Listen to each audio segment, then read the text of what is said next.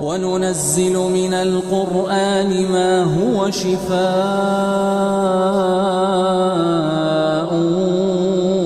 ورحمة للمؤمنين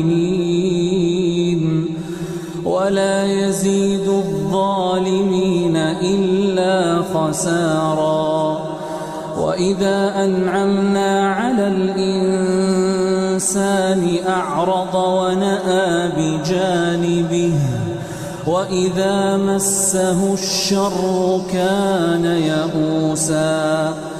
قل كل يعمل على شاكلته فربكم أعلم بمن هو أهدى سبيلا. ويسألونك عن الروح